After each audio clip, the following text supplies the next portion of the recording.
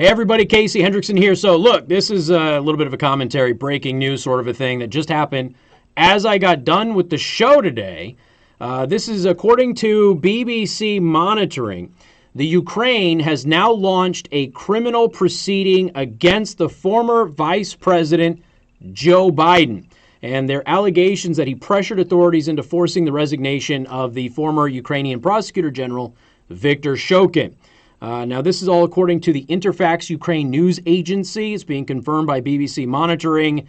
Let's see. The SBI has entered information about the criminal offense into the single register of pretrial investigations. That is according to Viktor Shokin's lawyer.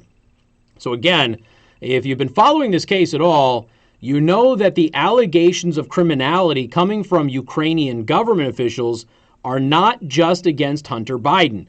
They have accused the former vice president of the United States for months now of criminal activity, including taking bribes. So the vice president of the United States is on video saying that he withheld $1 billion in aid to the Ukrainian government unless they fired Viktor Shokin. And of course, son of a bitch, they fired him before I left. That's what he was saying. So this is the latest development in that. I also want to remind everybody that the allegations against Hunter Biden and against Joe Biden, his father, these aren't conspiracy theories that are coming from, talk radio or bloggers or something of that nature. These are allegations that are coming from members of the Ukrainian parliament, members of the Ukrainian executive branch of government, and Ukraine's top law enforcement official. So these have been out there for months, and the Ukrainian government has actually been trying to obtain visas to come to the United States to present their case that Democrats were responsible in part with using, they're not really the ones who embezzled, but Hunter Biden and Burisma used a Democrat-tied firm in the United States to embezzle billions of dollars from the Ukrainian government.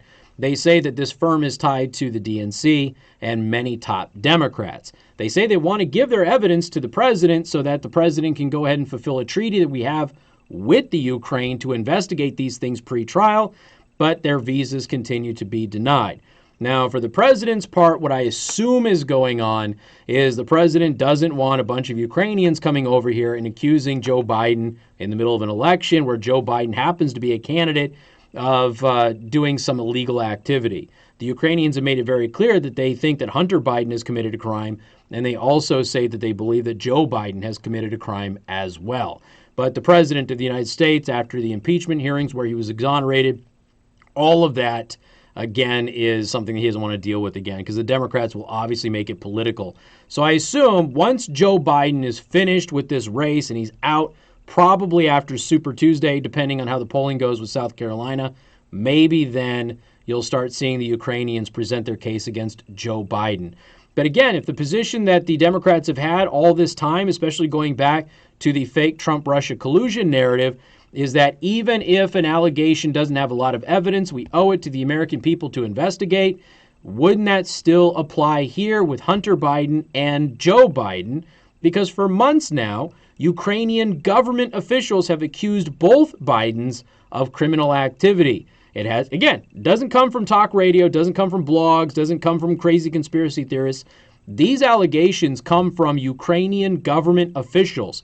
They might be wrong, they might be lying, but doesn't the American people, don't they deserve to have that investigated and to have that vetted? And then if Hunter Biden and Joe Biden are innocent, don't they deserve to have their names cleared? But if they're guilty, don't they deserve to get justice?